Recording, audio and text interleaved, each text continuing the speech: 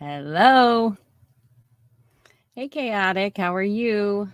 And yeah, we need to do a late night chat for sure. So just let me know. Um when you want to do that, I'm free tonight. Sound good? Or whenever you want. But yeah, we haven't done one in a while. I was thinking about that the other day. So I found this, I'm doing this research project. I do these all the time, but I wanted to look at different serial killers, or just like, not necessarily, not all of them are serial killers, but just like the loved ones, the wives of, the girlfriends of um, killers and rapists. Because there's one that I found about, he was just a rapist, but it's taking me forever, like everything does. So in the meantime, I found this article on Dennis Rader that I was going to read. And I thought it was interesting. I hadn't seen it before, and it didn't pop up the first time when I searched for him. But when I searched for his wife, it popped up. And it's just like, um, I don't know, just like a look inside the curtain. I don't know if you guys heard that Melanie Martinez song. I love it. It's like, it's about a dollhouse, Dollhouse. I see something that some people can't see. And basically, it's talking about just like what we put out there versus what really is, like what is really the truth. And like a look behind the curtain, so to say. And this is kind of a look behind his curtain from a bunch of different people that knew him. So I found it interesting, and I've been I've been reading, or not reading because you can't read an audiobook, but I've been listening to audiobooks. And I just finished up with how's it? Whoever Fights Monsters. You guys know that book with Robert Ressler, who is awesome.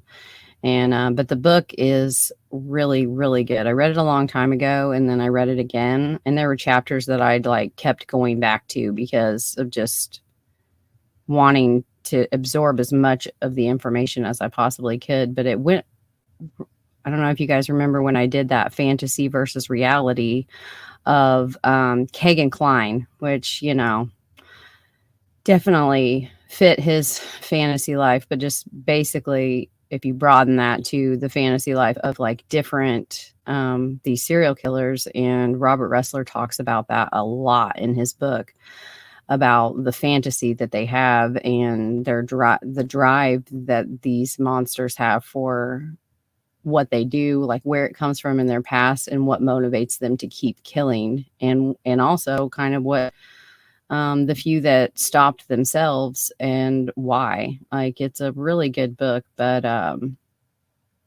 I can't stand Dennis Rader. He just grates on my ever loving nerve. But I just thought this, and I think, like, they're all horrible, but he's just I don't know, there's just something about him, just like his arrogance and like this like self-righteous, just a real prickadoo, Hey, Chris. Hey, Lake. Hello, Hope. Hey, Kimosabi. But I'm going to read this article, and then we can just kind of chat and hang out for a little bit. There was some news on Delphi, and then there's other news and stuff. So I'll get to that here in a minute.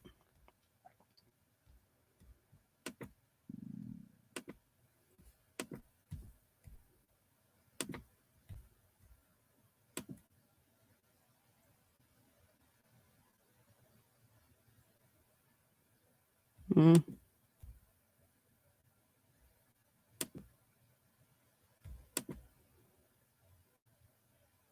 Maybe I won't block it.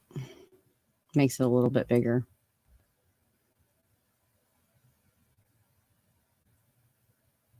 Hey, Monica.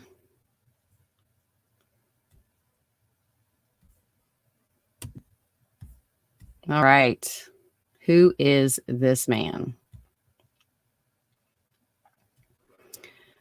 So it'll zoom out so you can take a look at the picture. Like, it's pretty crazy, but it's basically they took these pictures of Dennis and then made it into this. When you zoom in, you can see that it's like him.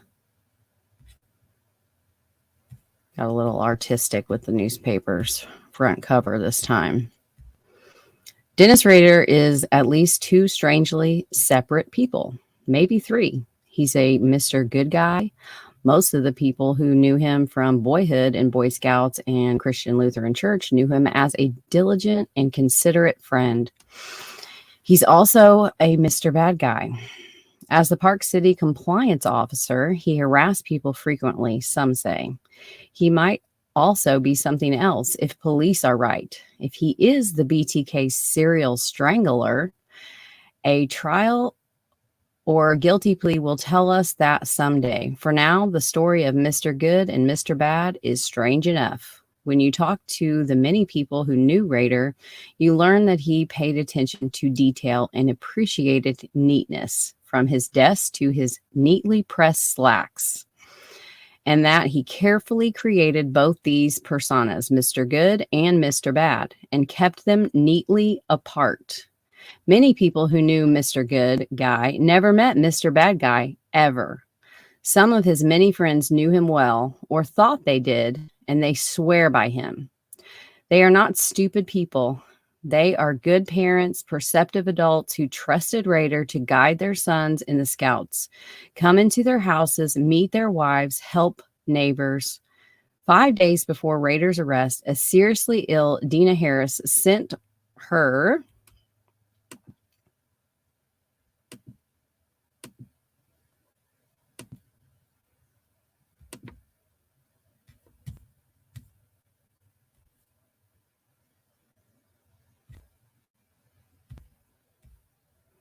sent her 11-year-old daughter racing across the street to Rader's house to call an ambulance. Sorry, I always say ambulance. It's ambulance. Ambulance, whatever. Harris trusted Mr. Good Guy with her life and her child. But those who knew Mr. Bad Guy, the control freak, Barney Fife gone bat crazy, the Party City compliance officer is the neatly pressed uniform, issues threats, measuring blades of grass, spying on people. The people who met that guy almost never saw Mr. Good. He killed my dog, Jan Elliott said last week in a voice filled with wonder. He went out of his way to kill my dog. Mr. Bad Guy, by all accounts, was a cruel, arrogant, anal retentive, power-tripping, rural-quoting son of a gun. A cartoon sheriff of Nottingham gone way over the top. Mr. Bad used power to control, to harass, to make Party City people feel miserable. And then at night, he would take off that uniform and slip seemingly into another skin. He nurtured friendships, handed out church bulletins, taught Cub Scouts how to tie knots. George Martin from the Boy Scouts cried last week when he was told how much Dennis Rader loved his own son. A strange man, but the strangest thing is the realization that so much of him is so commonly human. It may seem a stretch to say that there's a little Dennis Rader in all of us. But we all subdivide our lives, and we all lie. Teenagers fib to their parents about the Friday night party. Parents hug those same children on Saturday morning, sniffing for the scent of alcohol or smoke in the kids' hair. Some of us subdivide our loves from our hates, our nights from our days. We put on masks and take them off. Sometimes the only person fooled is the fool staring at the fool in the bathroom mirror. That's the stuff of daily life. But Dennis Rader, there was something more going on. For years, we wondered, who is BTK? Now we've met another mystery. Who is Dennis Rader? Mr. Good Guy. He was the best man at John Davis's wedding on August 6th of 1966. Davis chose him because their friendship went back to when they were 4.5 or 5 years old. Their dads worked at the same power plant. Then Davis's family moved to a home 2.5 blocks from Rader's.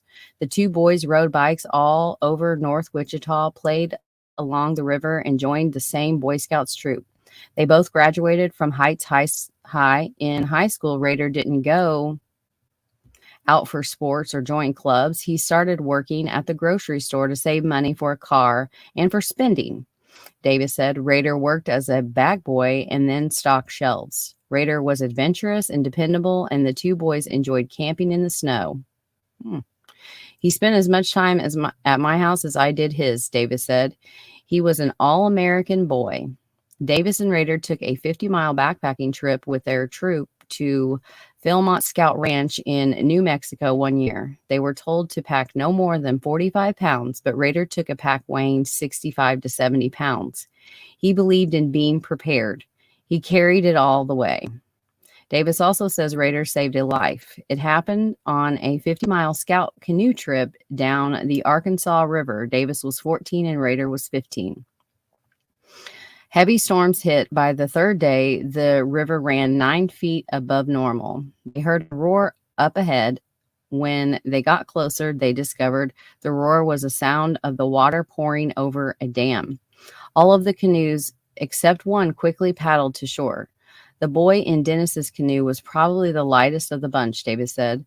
There was a lot of cargo in the canoe. Rader turned the boat upstream and paddled furiously, but could not move against the current for 10 minutes, Davis said. But Rader would not give up. He slowly fought his way to shore. Right after Rader's boat reached land, a log much bigger than a canoe floated down the river and rolled over the dam, shattering.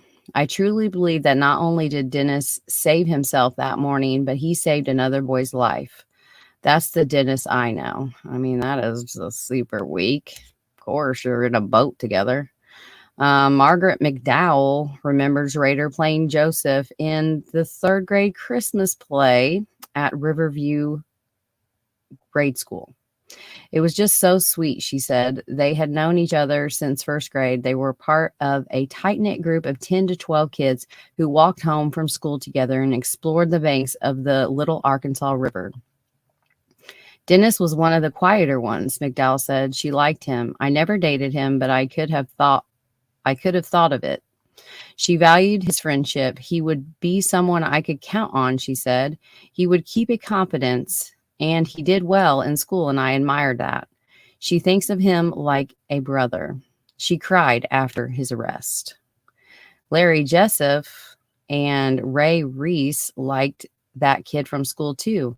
He was really, really good looking, Reese said. I wasn't, but he was really handsome. They recall a helpful friend who dressed nicer than most. He didn't play sports, join clubs, go dancing, play music, or tinker with cars. He did not lose himself in books. He never bullied others or got into trouble. He just kind of hung back in the background, Jessup said.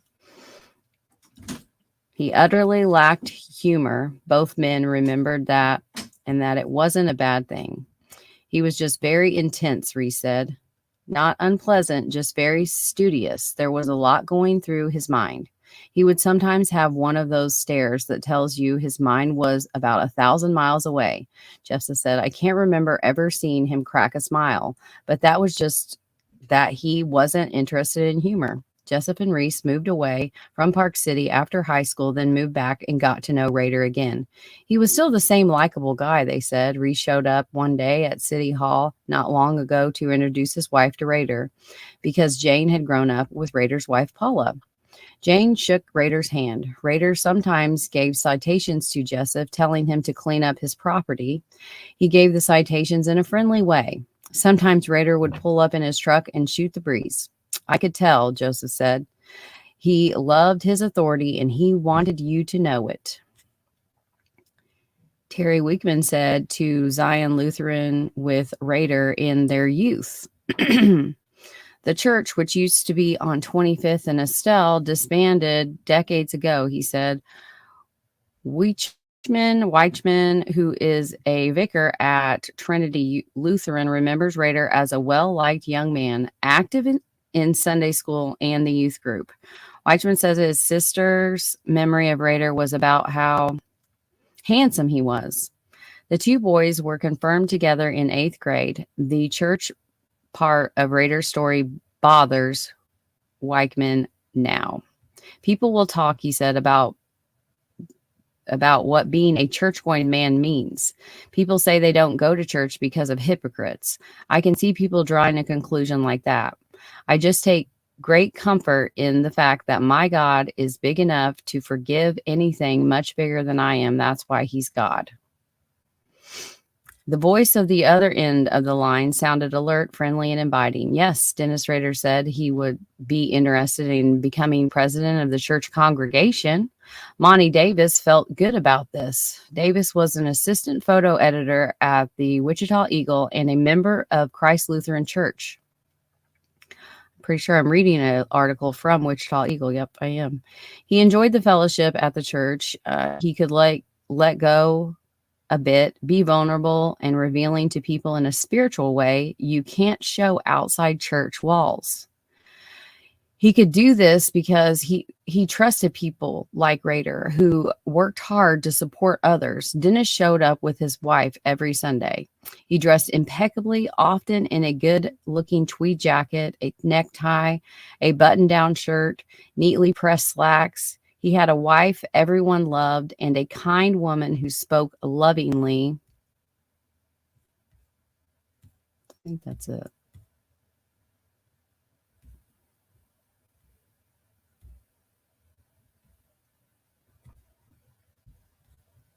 Okay, I was going to come back to this part, but I'm going to finish with all of these.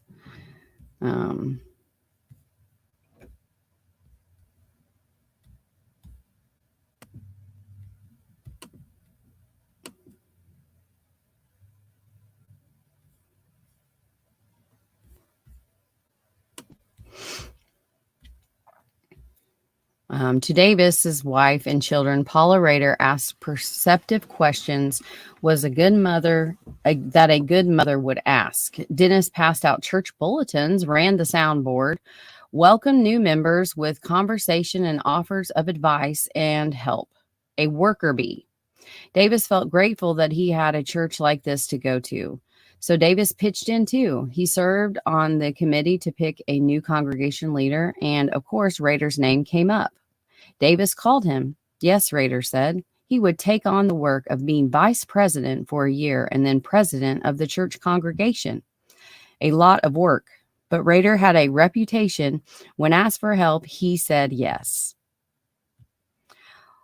Paul, I don't even know, Carl, I'm just going to say that, Paul Carl of Bel Air turned the congregation presidency over to Rader in January. At Christ Lutheran, the president sets the agenda and leads monthly council meetings attended by the leaders of the church committee. Carl and his wife didn't socialize with the Raiders outside church, but they got together at church outings, bowling, playing softball, or attending Wichita Wranglers baseball games. Rader appeared to live a wholesome life. Family, scouting, Kansas State football. Carl said he and Paula had season tickets and they would go to Manhattan to football games. He never saw Rader be rude, arrogant, or pushy. Gary Van Dusen talks to Rader night after night for years about the weather, about Park City happenings. He was the nicest guy in the world, neighbors. They talked 3 or 4 nights a week out in the yard. He liked Rader. One night, Van Dusen told Rader that he moved to Park City to get away from Wichita crime. Yeah, Rader said, it's bad out there. Deanna Harris needed an ambulance fast. Diabetic complications. Her husband had gone to work. No phone in the house. She sent her 11-year-old daughter running out the door. Call 911, she told her. The girl ran across the street, banged on the neighbor's door. Dennis Rader answered. At 11, this girl was the same age as the girl that BTK hung from the basement ceiling in the Otero home in 1974. Rader took this girl right to his phone. It was 6 a.m. on a Sunday. Rader was cooking breakfast. He and Paula were getting ready for church. The girl called 911. Then she went to the door to run back to her mother. Rader called out to her, I hope your mommy will be okay. Mr. Bad Guy. Shortly after he moved to Park City in 1993, Jan Elliott bought a young bird dog and began to train her to fetch. He named her Jessie. Friendliest thing you ever saw, Elliot said. Wouldn't hurt or bother anybody. Jessie had one fault. When it stormed, Jessie would freak out and climb her 10-foot chain link fence or slip the leash. Rader caught her 3 times. He was the most arrogant man I ever met, Elliot said, way more than he needed to be. He talked down to me like I was a lower form of life. After that third capture, Rader told Elliot there would be a $250 fine. I don't have that kind of money, Elliot said. He told him. Then I'll put your dog down, Rader told him. And he did. Elliot said he moved out of the Park City because of how Rader treated him. But one thing puzzled him. His mother, Thelma Elliott, lives in Park City too. She lived across the street from a wonderful girl, Paula Dietz, who married Dennis Rader. Because of that friendship, Thelma Elliott got to know Dennis Rader, and she likes him a lot, Jan Elliott said. She thinks he's just the nicest person, but I never met that person.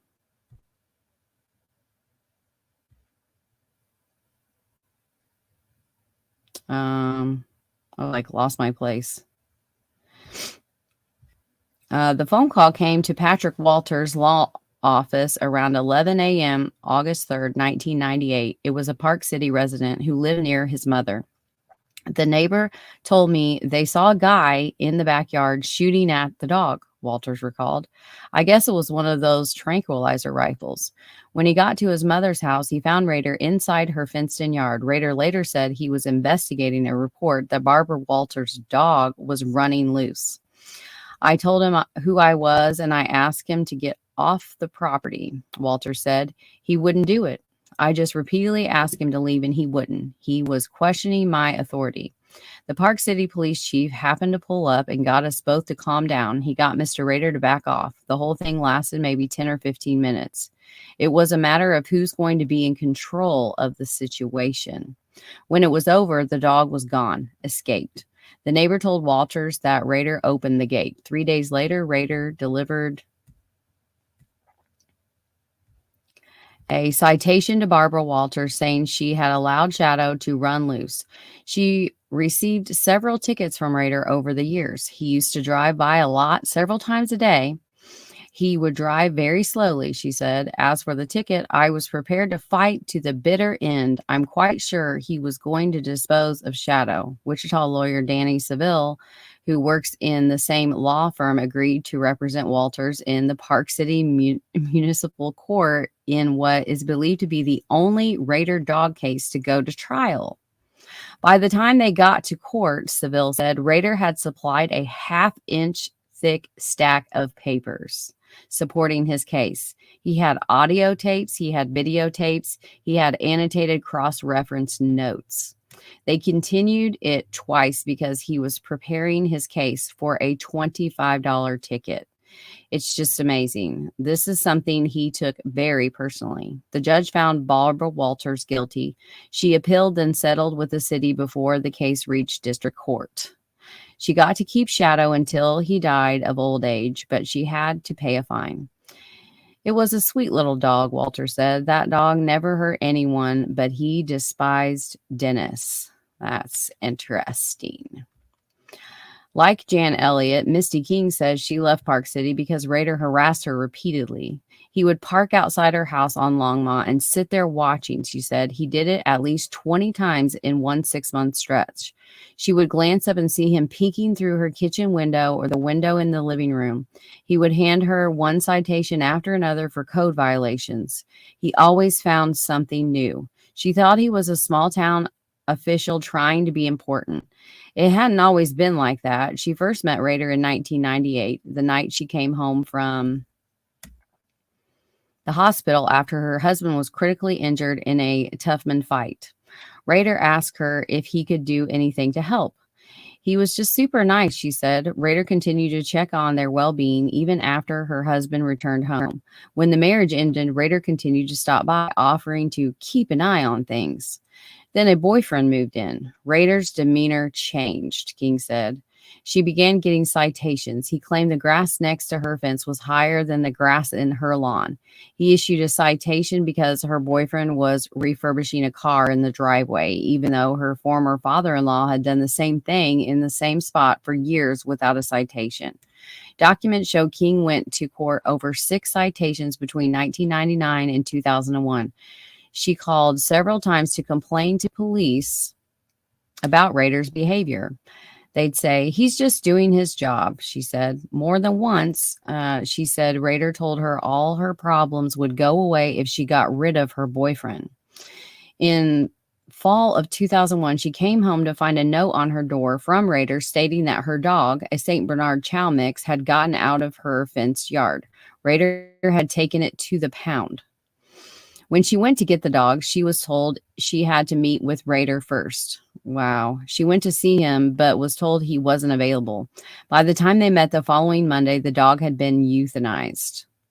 She moved to Wichita in 2001. Rader's arrest prompted King's friends to speculate that she was being stalked. He'd studied her routine in her house. The dog had been killed. The boyfriend was being pressured to leave. It's a possibility King never considered until Rader the day was arrested. He never got to sleep that night. She never got to sleep that night. She kept thinking, what if? After Kimberly Comer moved to Park City a year and a half ago, she noticed a little red truck with tinted windows parked out front of her new home. She noticed it several times. I sure hope I have sound.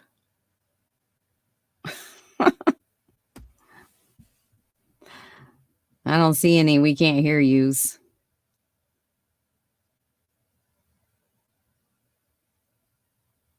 So I'm going to assume that everyone can hear. Okay. All right. She noticed it several times. The guy inside rolled down the window and took Polaroid photos of her and her kids. She thought he might be stalking her and her roommate at the time, Michelle Mickman. Mickman called Park City Police. Police came out. When Mickman and Comer described what she had seen, police acted as if they knew who it was, Comer said. They left and never came back, never called. Wow.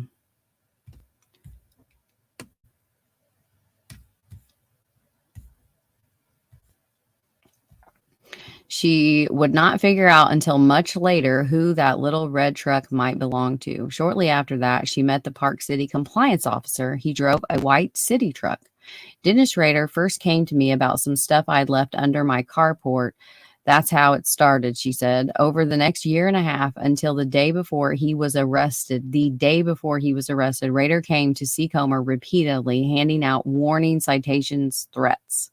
Sometimes he walked up to her house, put his head into her open kitchen window, and looked around inside. He chatted up her children, asked them a lot of questions. It drove her crazy, she said. It creeped her out.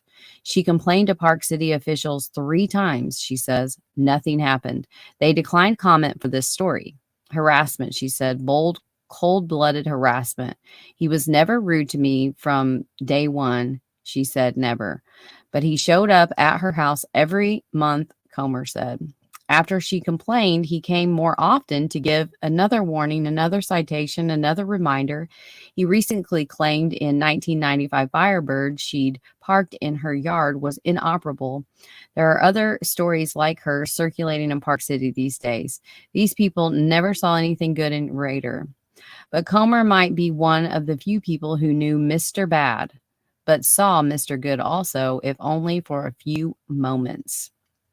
About a month and a half ago, Comer's children were playing at a park. A big black dog suddenly began to bark and chase them. Kimberly was at home, 2 blocks away.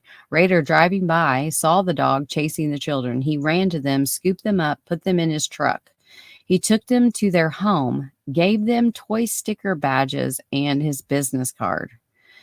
He was nice, the kids said. And the first Park City court hearing regarding her inoperable car a few weeks later, Comer drove to the city building. She told Rader the car he deemed inoperable was parked outside. Rader ignored that, put his hand on her shoulder, and told her what she needed to do at the next hearing. That hearing is still on the court schedule, she said. She's furious. She thinks she was a target. After his arrest, she saw TV footage of Rader's house. She saw Rader's yard. There in the driveway sat a red truck with tinted windows.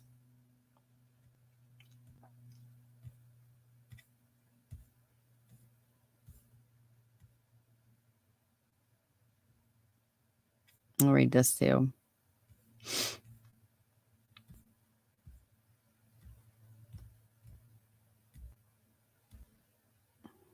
Let me get a drink.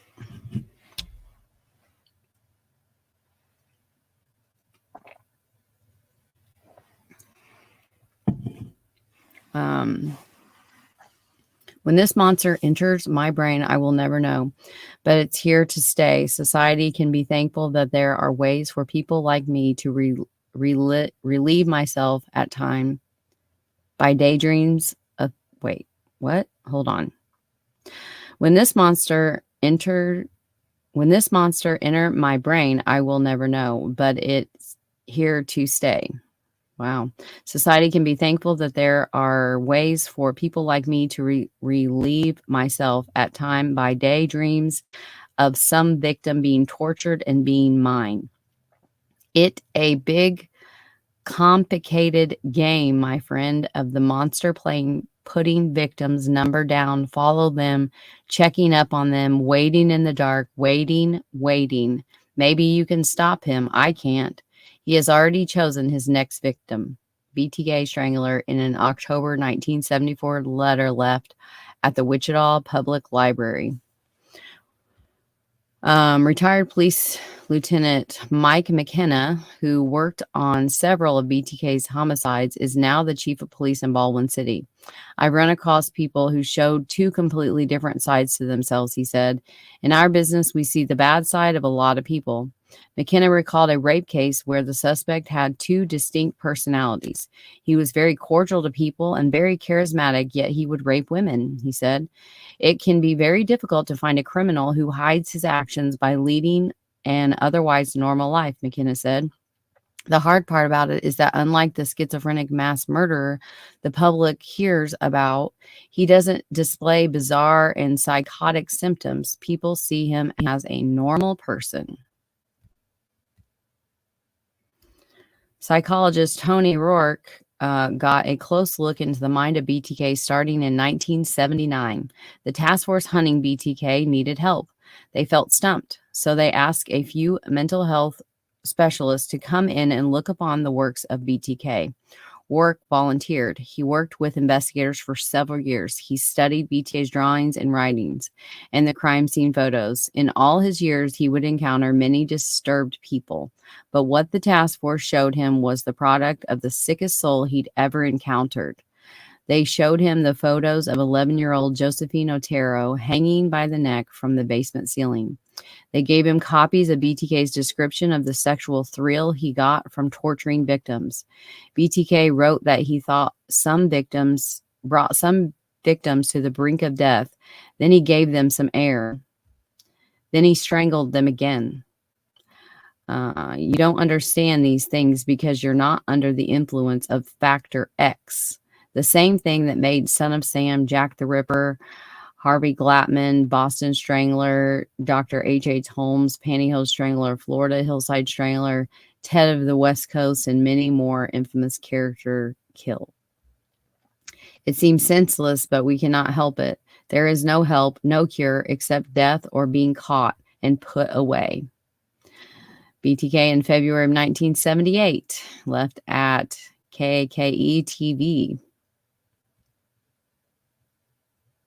I think this one is interesting because obviously he's done some homework, and like some of these names on here, they are, well, like he says it right here, they're infamous. Like, and that's exactly what he wanted. He wanted to be on this list, so he made it happen.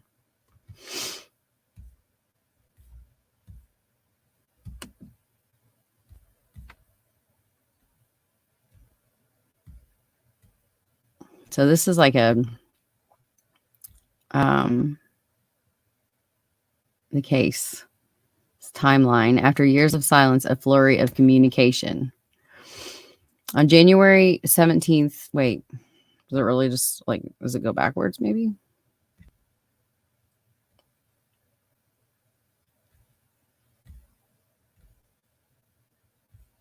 Yeah.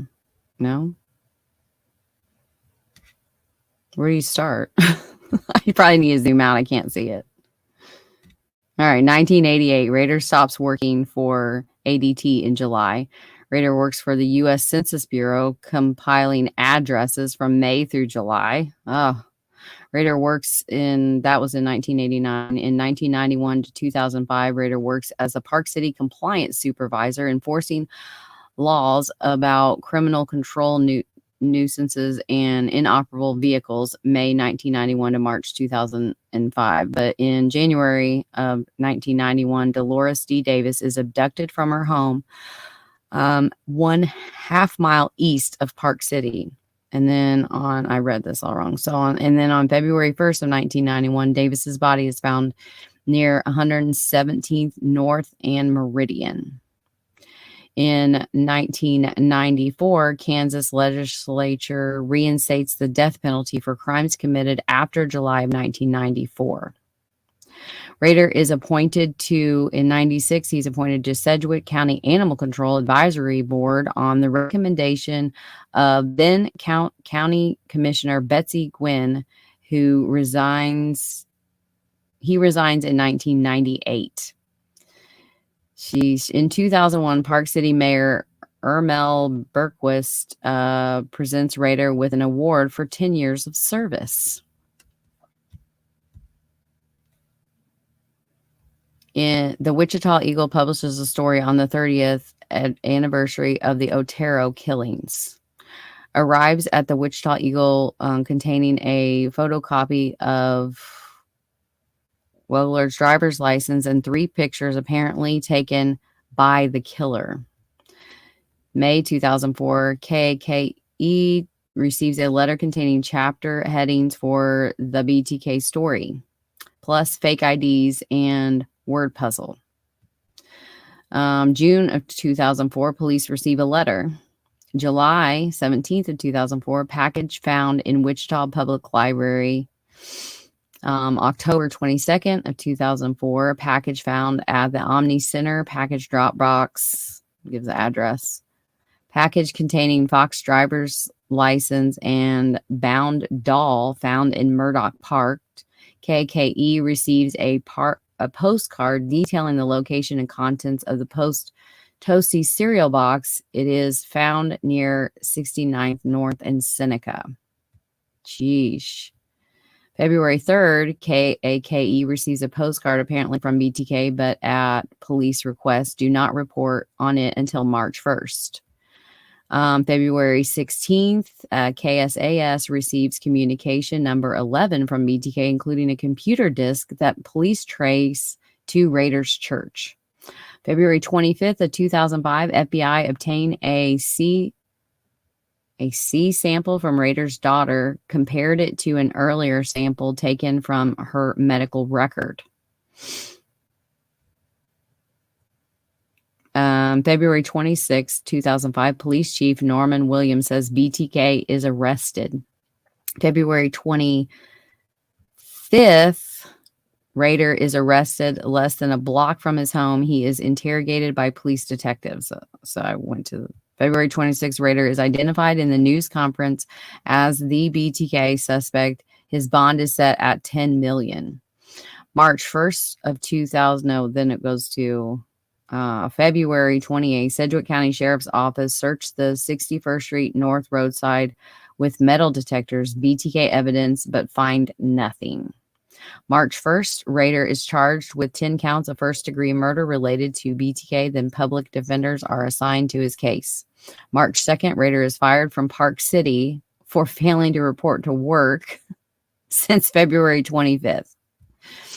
And then we know that he went on to plead guilty, and he's serving 10 consecutive life sentences. And he took great joy in pleading guilty so that he could, as deadpanned as Rader is, he deadpanned just complete deadpan, just said everything that he did. And you could just see, even though like he's one where his like he has this deadpan look and his voice doesn't really have a lot of fluctuation in it, but there's just this like excitement that you can just see. And when he was giving that, his standing up there and telling, he went into great detail. I mean, it was just all factual, but you could tell like this is what he wanted. Like he wanted to be infamous. And I think it's pretty awesome that he doesn't get a whole heck of a lot of attention, not for someone, that thinks that he should be just but maybe the you know what, I bet there knew I was missing something. I forgot to go to the first page. I was like, wow, they're really just going to pick up after. Two timelines. So Dennis Rader was born March 9th of 1945 to William E. and Dorothea Rader, one of four boys. He graduated from Heights High School in 1963. Rader served in the U.S. Air Force from 1966 to 1970. He was stationed in Turkey, Greece, Japan, and South Korea.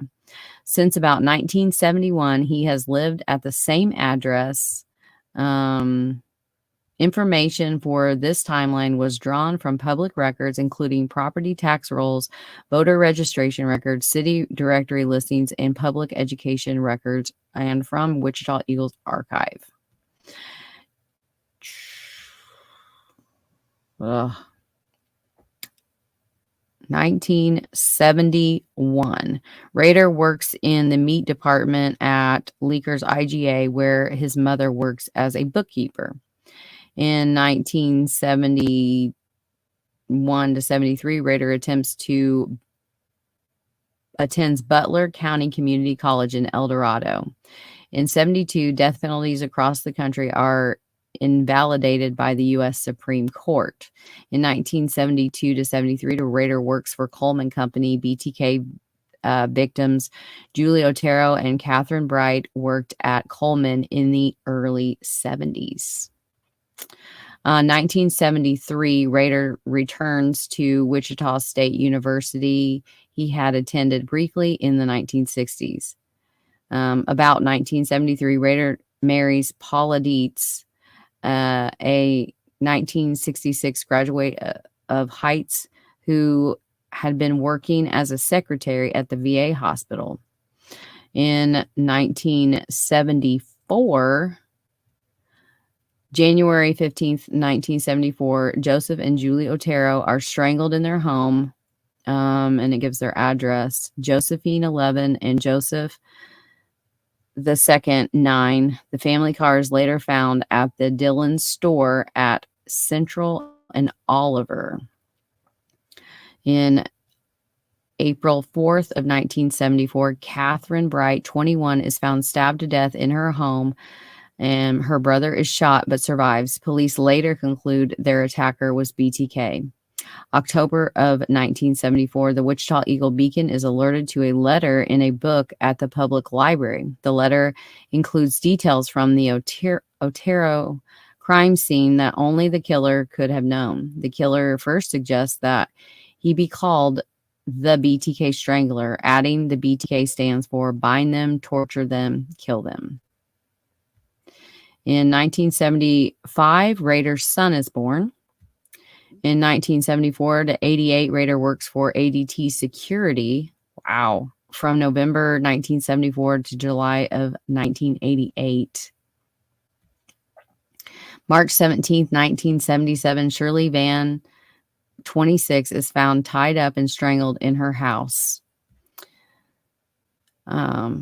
Nancy, on December 8th of 1977, Nancy Fox, 25, is found tied up and strangled in her home at, it gives an address. BTK's voice is captured on tape when he calls an emergency dispatcher to report the homicide. January 31st, 1978, a poem written with a child's printing set on an index card arrives at the Wichita Eagle Beacon. The poem, patterned after Curly Looks nursery rhyme, refers to the Vian homicide. This is the one that his wife found. I think that's the one his wife found, the Curly Locks one. And he told her that it was like part of his something for college. A letter on February 10th, 1978, a letter from BTK arrives at KKE claiming responsibility for the deaths of Vian and Fox and an unnamed victim. At a hastily arranged news conference, Police Chief Richard LaMunyon announces that a serial killer is at large and has threatened to strike again. In 1979, the killer waits inside a home at Pinecrest, but leaves before the 63-year-old homeowner returns. He later sends the woman a letter letting her know he was there. Police think he was targeting her daughter. August 15th of 1979, Wichitans listened to repeated radio and television broadcasts of the voice of BTK from the 1977 phone call. Police received 110 tips during the first day of the broadcast. Rader graduates from Wichita State University with a major in administration of justice. In 1984, a new BTK investigation is opened. Lieutenant Ken Loudweir is one of the 6 detectives assigned to work full-time on the case. The Ghostbusters spend 3 years using new techniques, including DNA testing, computer database searches, and psychological profiles. If you haven't seen that documentary, you should. It's really good. Those detectives are in it, and they're just like incredible. On April 27th of 1985, Park City resident Maureen Hedge disappeared from her home at Independence Park City. The home is in the same block as Dennis Rader's home. On May 2nd, 1985, Hedge's car is found at 21st and Woodlawn. May 3rd of 85, police recover Hedge's purse in a ditch near 143rd East and 37 North. May 5th, Hedge's body is found near 53rd North and Webb Road. September 16th of 1986, Vicky, it's like so, Welger, 28, is strangled in her home. The family car is found 2 blocks away in the 1300 block of North Edwards.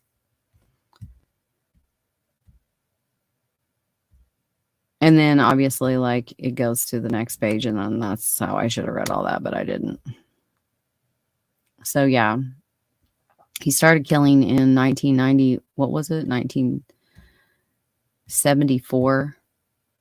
So you have 2 in 74, 2 in 77. And then he just stops until 85. Well, there's more because this is, I forget that this is such an early timeline. But like, look at him, like just looking all. Dennis Rader as a Heights High School student, serving in the U.S. Air Force. Terrifying. Working for ADT on security systems. Terrifying. As he appears on his driver's license. 2005, a Park City compliance officer.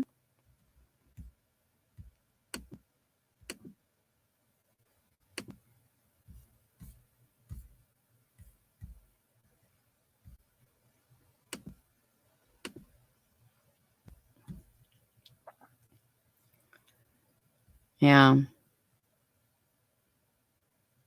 Like he just like really went downhill there. 10 victims.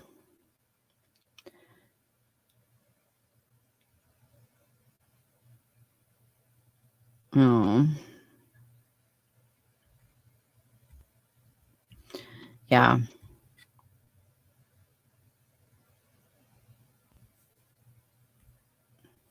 So What do you guys think of that article?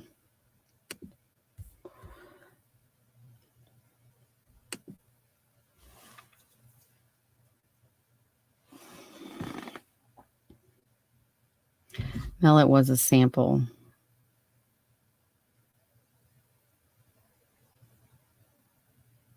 Yeah, yeah. It just said was it like an O C sample?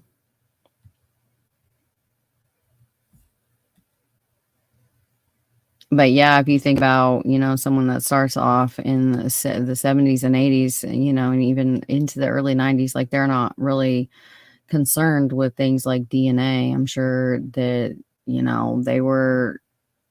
he took steps to not get caught, but then so did a lot of the serial killers that were just rampant in the 70s and 80s and 90s. Especially the late 70s to late 80s. It's just a crazy amount of serial killers. And hey, Never Silent, how are you? Hey, Justice Angel. I know, right, Trixie? Like that's more than I ever knew about him. Same. Like I didn't know. I mean, I did some of it, but there were some things in there that I definitely did not know about.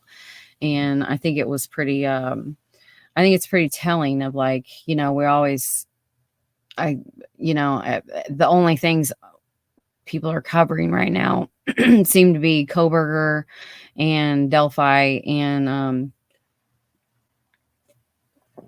I don't really have anything to add to either one of those. There is on I am going to keep getting the court documents for Richard Allen, who has been charged with the murder of Abigail Williams and Liberty German. But I just sent the request, and there isn't any, I don't know, but there wasn't anything really that interesting. It's kind of boring. So I was just kind of going to wait. It's going to be like this for such a long time. But there will be no, as long as the judge, and I'm sure she will, like it's, you can pretty much count on that because they basically they don't have a choice, and they can like delay, and I would expect that to start pouring in for Richard Allen's defense, to be postponing and asking for more time, and they'll keep setting the jury dates because they have to, but I think we'll just going to see a lot of delays and postponements and cancel and asking for things to be canceled. But the bond hearing, and it was something else too, on February 17th. Is that correct? One of you guys that follows it closer, do you know? But anyway, doesn't matter. It's been canceled. They need more time to get the rest of the discovery. And yeah, so it's just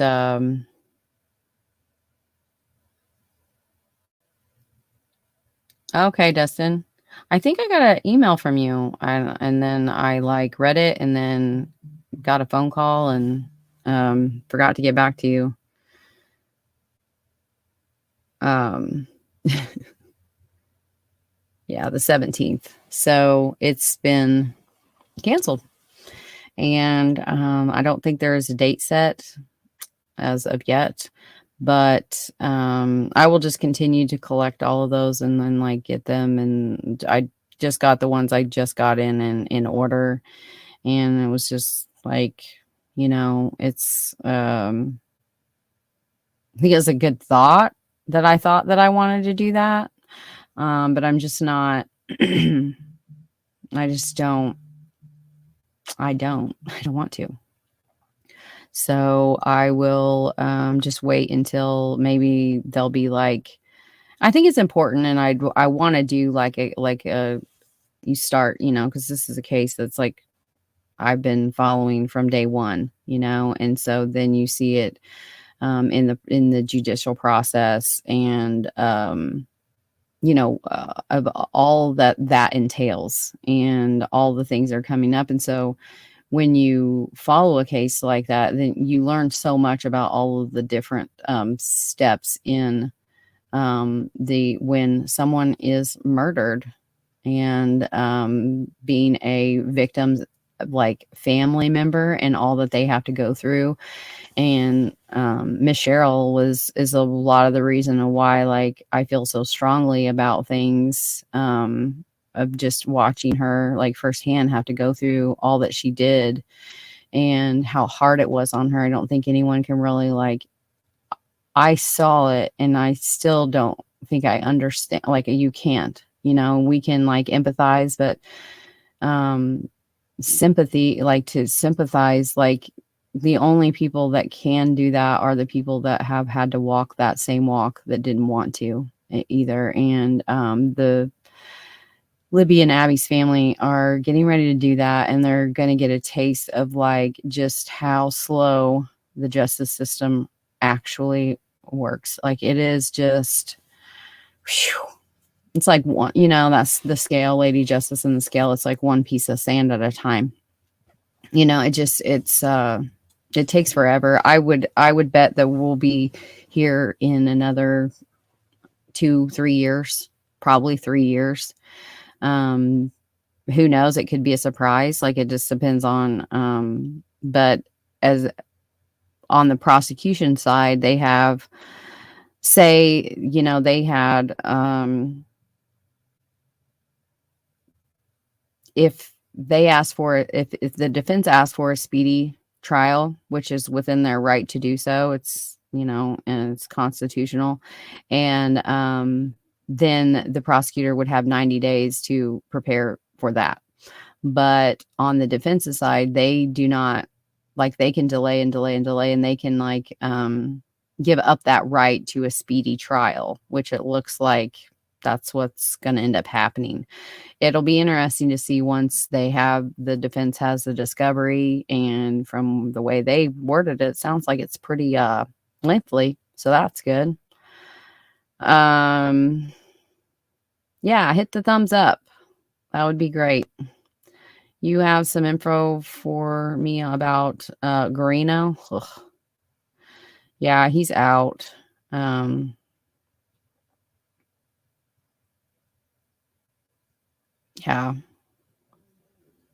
I don't know. I think it's on one hand, they have time to serve, and then they serve it, and then they're done. That's just kind of how the justice system works like that. It seemed early, but like he wasn't supposed to get out until like April, but whatever. He's out now, and he's apparently going to take a break from YouTube, which I don't buy for 1 minute. I think what's the running bet? We want to give him like 2 weeks max. But yeah, he's going to be answering emails and such.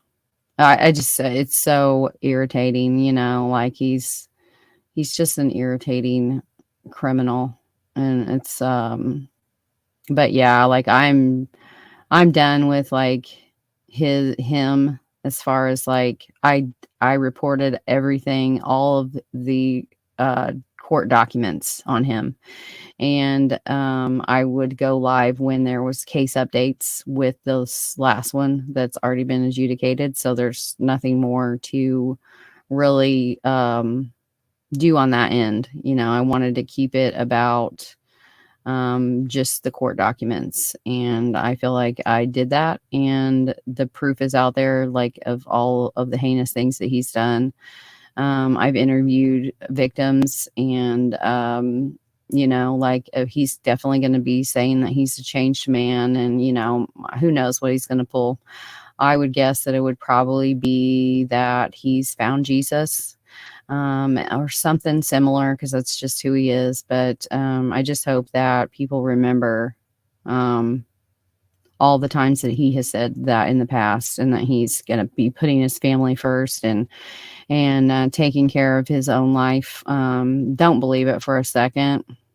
Don't believe it for a second. Because if you remember, just a few months ago, he was up in the jail, just communicating and sending messages and talking to people and threatening to kill people and just wreaking all kinds of havoc from behind bars, like, but he's going to do what he's going to do. And that's just, you have people that are just going to blindly like follow him, well, they're not going to be blind anymore. Like, they have somewhere where they can go and get the truth. There's multiple different places you can go and get the truth.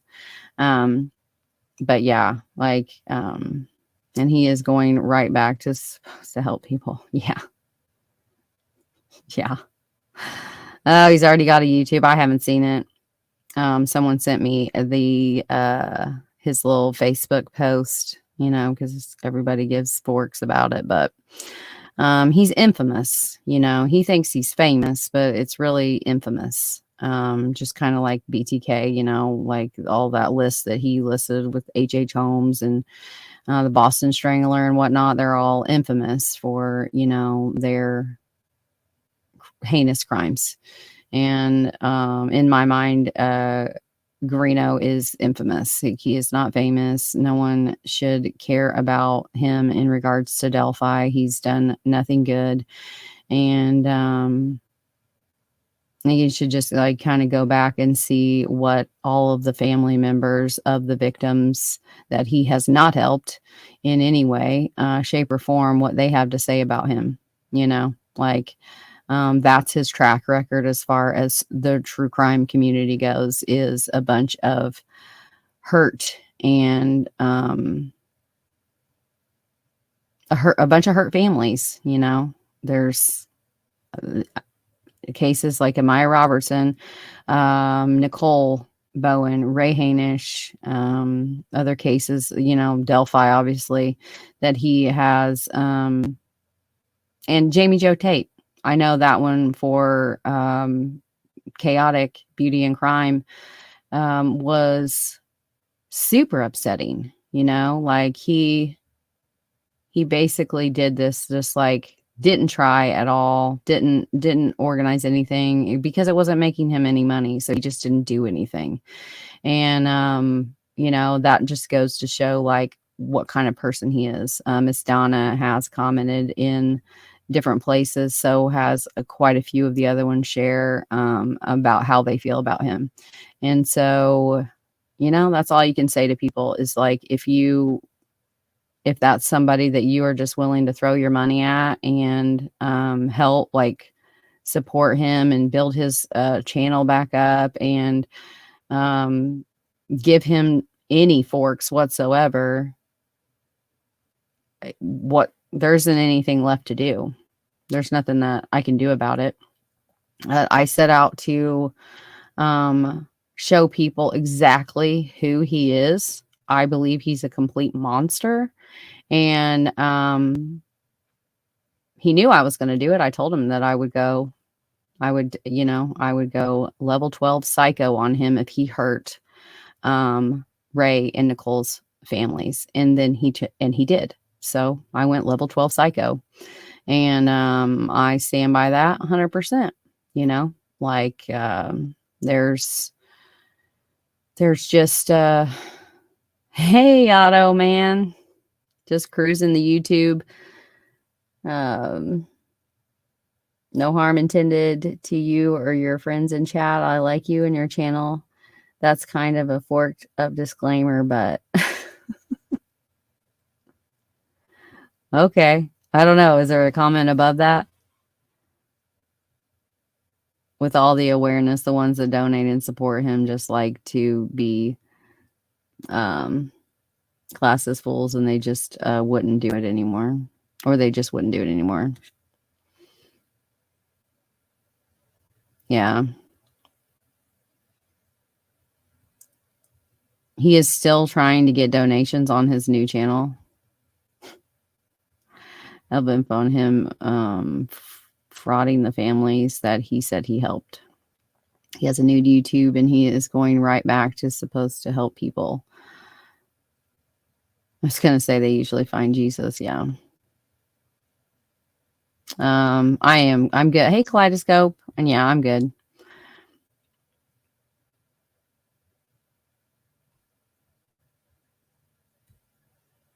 Um,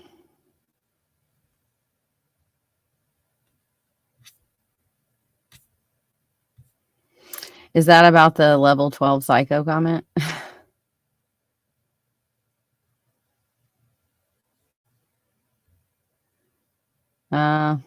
You talk about the Koberger professor who studied BTK. Yeah, I can't. What was her name?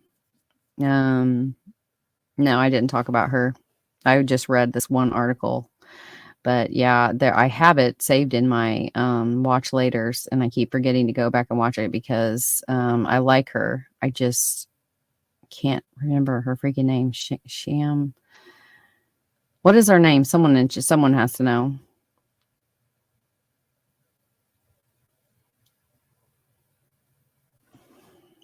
What do you mean, Ivy? Hey, Ivy. You'd say he helped in the Delphi case. Yeah, well, that's ridiculous. You have a weekly podcast? Cool. Ramsland. Yeah. Ramsland. Dr. Ramsland. Yeah. I don't know. I follow the Koberger stuff. I don't have any interest in like, you know, just being in that. I think that he's kind of like he's like a BTK because he just wants the attention. He just wants attention. Like I just think that he's getting exactly what he wanted, you know, like it's just like sickening. And I think that one bothers, you know, they all bother you, but like when you can, you know, like at different times in your life, you are in different stages of your life. And they're just, you know, with my children are college age and about to be college age. So that case is just something that just, you know, like I should probably just stay away from it and not really talk about it, like as far as the channel goes, which, you know, it's whatever. There's plenty of other channels covering it. But yeah, I guess you guys have any questions. I don't really have anything else to say. Did Chaotic answer me about whether we're gonna go and do a late night live or not? I didn't look at. I started reading that and then I couldn't see the chat.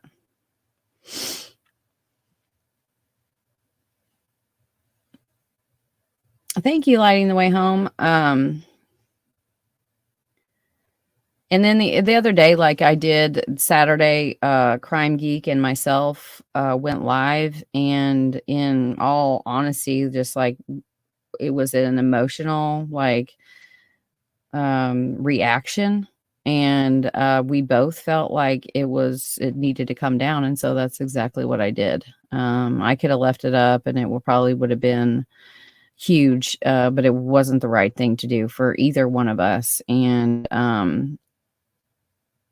I had said on there about, you know, fear and letting your fear just hold you paralyzed. And I was proud of her for not doing that. And she's going to be moving on, and we're all going to be moving on. I'm sure he's going to start popping his head up, you know, like he has a pattern. There's not many more things to say. You just have to watch for the pattern. He'll start asking for money. I literally give him until the end of the week for that. He'll start some kind of a fund for himself, whatever he called them, money pools. He just loved those. But yeah, you know, and he just can't do life regularly, you know, like if you don't make money at YouTube, you don't get to just pout about it and not go out and get a job. Like I gave it a good try, and I'm still going to be here. I'm not going to be here as much, but like I gave it a good try. I stepped away from some of the jobs that I do on the side, and I gave it a try. And then guess what? It's not happening. And so because I have things in my life that I am responsible for, you got to get a job, like you got to, um, and then there just seems to be some people in this YouTube creators world that like they don't get that of like you give it a go, and like if you find that support and you can earn a little extra income, like so be it. And but that if you don't get to just not work. Like what? It's so puzzling. It's so weird. Um hey Sarah Smiles. How are you doing? The community news. I'll have to try to find it. Oh, hey, Christopher Valdez. How are you? Who have literally been on YouTube for 10 years and still aren't making a living, but refuse to get a regular job. Yeah, like I just don't, like there's some people that like can and they do, and I think that's great. And like Lainey from Suffer the Little Children, her we kind of started out at the same time together, and she is a phenomenal at what she does, and she has the biggest heart, and there was such a need. And I can remember like talking with her early on, and she's like, I think I'll run out of content. And it's 3 years later, and she's just really she's putting out like, and she's consistent, and she's able to do just that. And the victims families and the victims that she covers, and she brings so much awareness to child abuse and neglect and familicide, that it is just, the world is a better place because she can devote her full time now to that podcast. And if you haven't checked it out, like it's one of those that is a must listen. It is a podcast. She does have YouTube, but it's just audio. And she does have a website, and she's just incredible. And anytime that I can lift her up and get other people to support her, I'm going to do it, and she's just out of this world. And those are the kind of people that you want to see succeed in the true crime community, like you want to help them. And you don't have to donate to people. Like you don't have to be a member, you don't have to donate. You can if you want to, but like if you feel like pressured to, then like there's something not, I don't know. I don't like that. On these YouTube streets. I will forever think of him when I see. Yeah. Being a fraud, and women and families that need help with family murders and things. He is a true.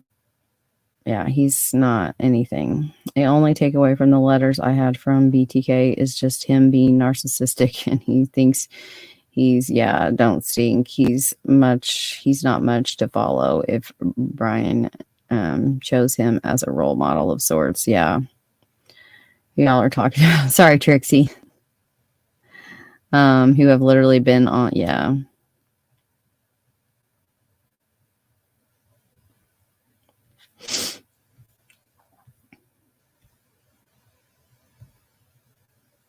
Oh, thanks, Kimosabi. Yeah, I really try to. I don't like to, those don't have any place here, really, like,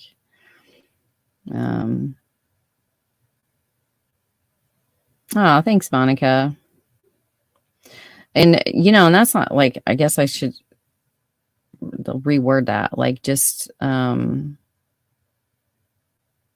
each person's everything that we do in our life, I wholeheartedly believe that is put in your path to teach you something.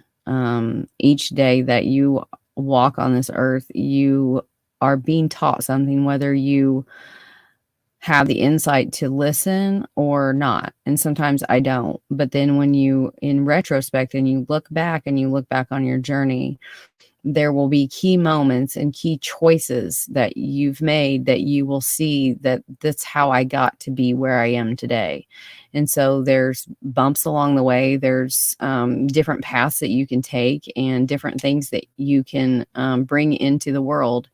And I think that when you think of life that way, there isn't a lot of mistakes. There's life lessons, and a mistake is only a mistake if you don't learn from it. And if you learn from it, then it's a life lesson, and life lessons are invaluable. You can't, at the same time, when someone repeatedly, day after day after day, or even month after month, they're making the same mistakes and they're repeating history just over and over again. It's like they haven't taken the time to learn what they're supposed to be learned, or they're incapable of anything else. They're incapable of change. And the sooner you can find those people and kick them out of your life, the better off you'll be.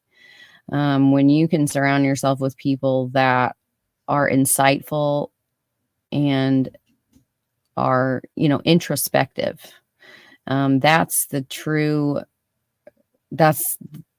true heart of who we are, and that's like, for me, like I've learned so much through this whole journey. I've learned so much about myself, about good and evil, people, and no matter where, like, there's always a silver lining, and sometimes those are rough. Like on that live on Saturday, I had talked a little bit about like, everyone, I get sick of everyone saying like, oh, well, if it wasn't for Greeno, I wouldn't know anything about, Delphi. And he's the one that turned me on to the Delphi case or blah, blah. And it's just like, that would be like me saying that Joe or Roger like killed my friend and my aunt, and that's what turned me on to true crime. Like, it's crazy town. Like, it's absolutely crazy. Like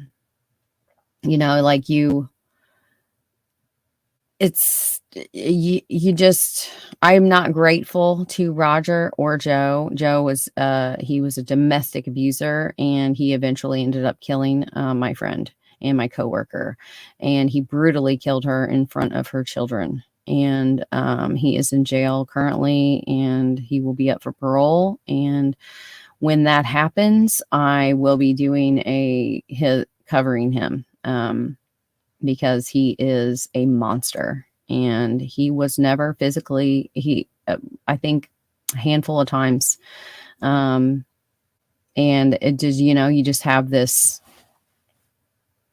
I didn't mean to say never physically abusive. He never really like, he was just controlling and imposing and abusive in a way that like made it hard for her to get help. And, he ended up killing her, and he stabbed her so many times that her own mother couldn't even hold her hand. There was nothing left to hold. So, that's like me thanking, like, wow, thank you, Joe. If it wasn't for that Joe guy, I wouldn't be into true crime. Like, I wouldn't be here with you guys right now. Like, that is insane. That's not an excuse to like, I don't know. It's just the weirdest thing I ever hear. Well, yeah, he's a really bad guy, but if it wasn't for him, well, he's a real piece of shit, but if it wasn't for him, like, I don't know. It's just so bizarre to me. I don't, and that's the only thing I can like compare it to. You should do what you think is best, but there's nothing wrong with donations as long as viewers aren't pressured or manipulated into giving. Exactly. Yeah, I agree. A lot of local true crime around central Illinois and central Indiana, including around Chicago and Indy. Okay. Type out the whole 9 yards. I know, right? She needs a shorter name, lighting the way home for the banished. Hey, Grizz, how are you?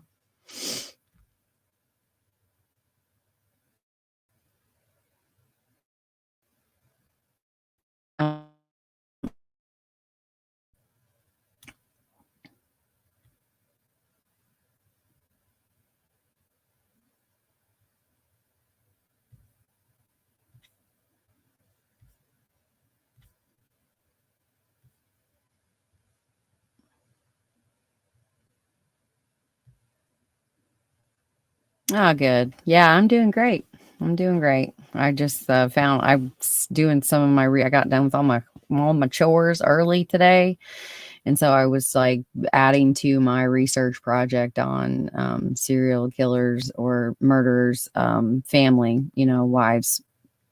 Predominantly I'm looking at like wives and girlfriends, but I have some on a daughter and other relatives, but I'd found this BTK article, so I wanted to read it. And yeah, but I will, I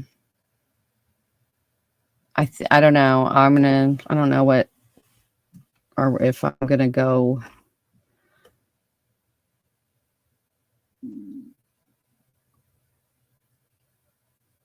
You might see me on later.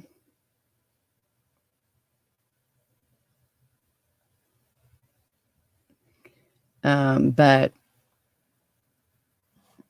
yeah, we'll see.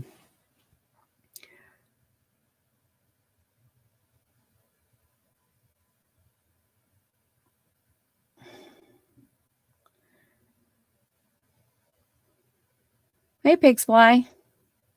Hope you're good. I'm breaking up. Probably because I can't sit still.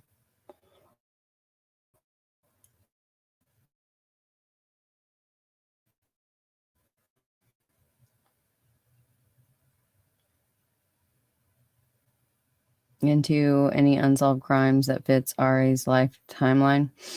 Yeah, like there was that one case, gosh, there was hardly anything on it. Um,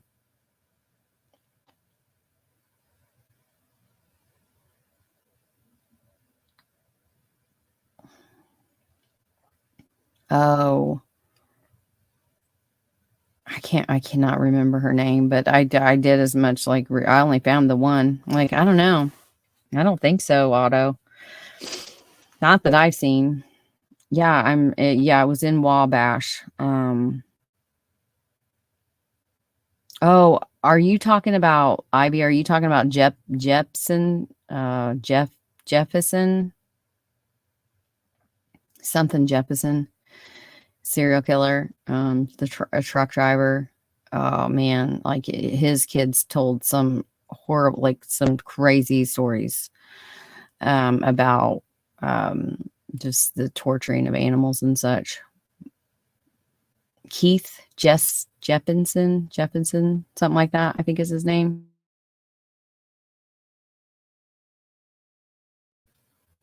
My thing is like why I started this whole project with the other side of it, of because most of them are victims too. They're victims of Jekylls and Hydes. They are, um, and they're like the victims that are like, I mean, I can't imagine being in their shoes either. Of just it's like almost like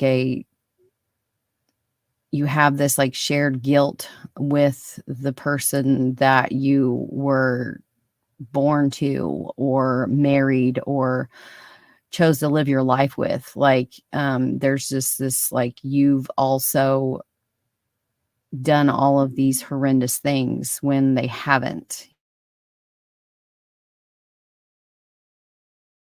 Did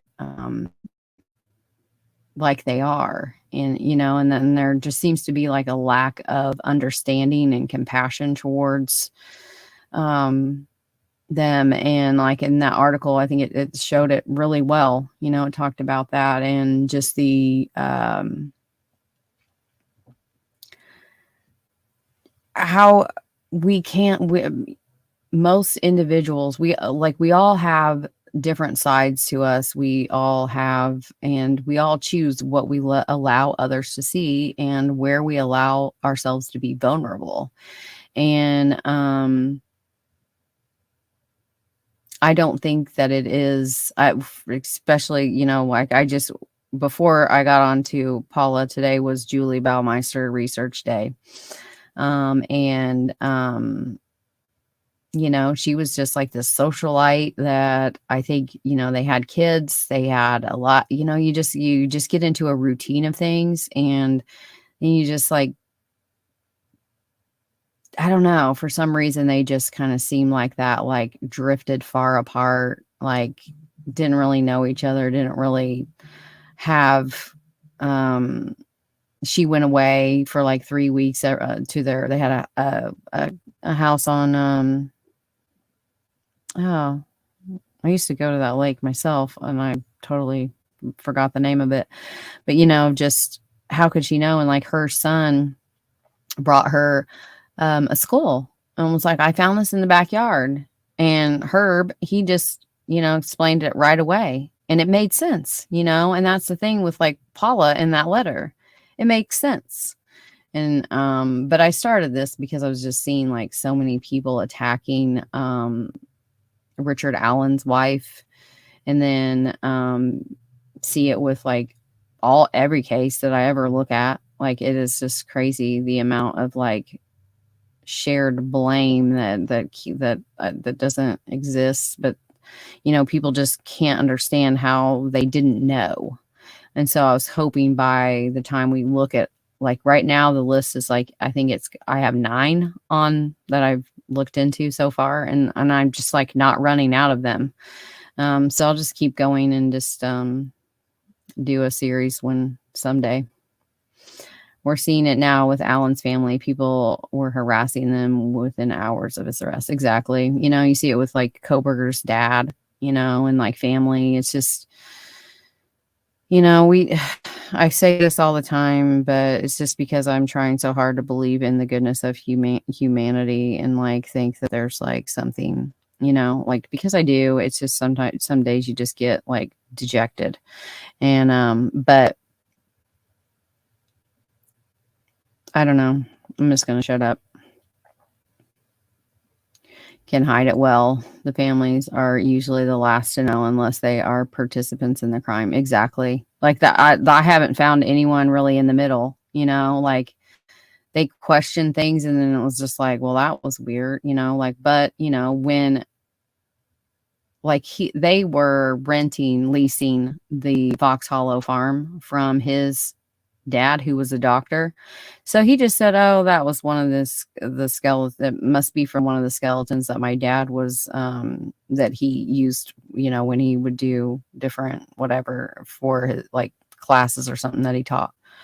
Totally seems reasonable, like, oh, well, it makes more sense than that you're married to a serial killer who's had pool parties and murdered, who knows how many actually he's murdered. At the time of this article, it says 11, but I'm pretty sure it's more. But yeah, about the 1975 murder recently solved in Noble County here in Indiana. Oh, wow. The thinking behind that kind of behavior. Yeah. Yeah. I think the only way that I can try to even understand it even a little bit is that it is within our human nature to want to distance ourselves from murder and personal. Like we may be like, this might be a past time or a passion of ours, but our knee-jerk reaction is you want to like, how can my brain keep me safe from thinking that this could be this, what if this, like, this could be me. And so what we do is we just like, people just want to immediately blame. If you can blame the victim, the place, or, you know, the person, the place, of the thing, then you can put distance between yourself and that particular crime, whichever crime it is. You know, I saw it with a little, like the last name was Alvarez, a little murdered little or missing little girl. And like the mom was like sitting in her car, breastfeeding her baby, just right there, you know, like if you saw like just here's the swing set and here's the lady, you know, and she's watching her daughter. She looks down and then her daughter is gone. And I mean, you'd have thought the woman just mutilated this little girl right in front of the news anchors, you know, like it's one of those things that like we do it all the time. You know, we forget to look, we forget to watch. Like you can't watch a toddler 24/7. Like, but there was this person that came along at just that right moment and took her daughter, and she'll probably never see her again. And then you have to go online and to be trying to raise awareness and trying to find your daughter and to get justice. And this poor woman has to go through living hell because she looked down for a half a second, you know, but people want to hold on to that because, well, if I don't look down, if I put my kid on a leash, if I don't allow them to have social media, if I don't do A, B, C, and D, if I, you know, keep them at home and don't ever let them, you know, then, or you have the opposite of that of, well, what was wrong with them? You know, this attitude of like, they were bad kids. So blaming the victim, blaming the victim's family, like it's just, I hope a lot of people do that. As what I hope is that they do that. That's their knee-jerk reaction because of what I just mentioned, instead of just being pieces of shit. You know, I think there are tons of pieces of shit. There are tons of pieces of shit in any genre that you want to find. And there's always going to be a bunch of those. But I just can't get down with like thinking that all of these people that pieces just lacking like that awareness of like, oh, that I said that out loud, or oh, I typed that with my fingers and then I hit send, you know, I sent that out. Like it's crazy.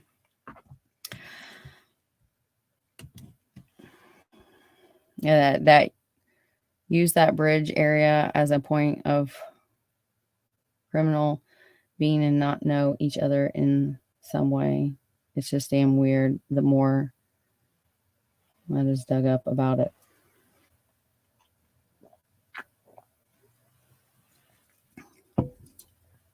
Yeah. I don't know. I understand the thinking behind that kind of behavior. Oh,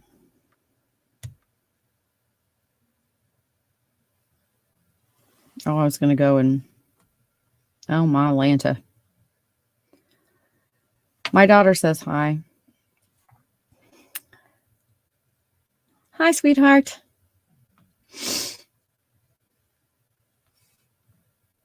She's so precious. 1975 murder of Noble County teen. Wow. That is awesome. Why do you guys want to read this really quick?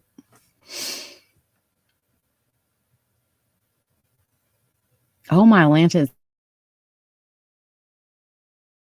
is I gotta go. I haven't eaten dinner. And I've been trying to eat dinner like early. Half the reason why I go to bed early anymore is just so I don't gain weight. Like the later I stay up, the more I eat. It's just like if I don't go to bed at a decent time, then I get to getting in the chips and the desserts. And right now, my favorite is like these donuts from Amazon, like Amazon Fresh, like Cinnabons. Oh my gosh, they're phenomenal. And then I make them even more ridiculous by putting a chocolate icing on them. Hey, Justice Served Daily, how are you? But yeah, I'm going to go. And Chaotic, you let me know when you want to do a late night chat because I'm down. I even got my new mixer. So I finally got to the liquor store to get some Tito's, and then I got some different mixers. I'm trying to try a couple things because I just end up being allergic to everything. I keep freaking trying. But I'll talk to you guys all later. Hope you have a great night. And yeah, that's all.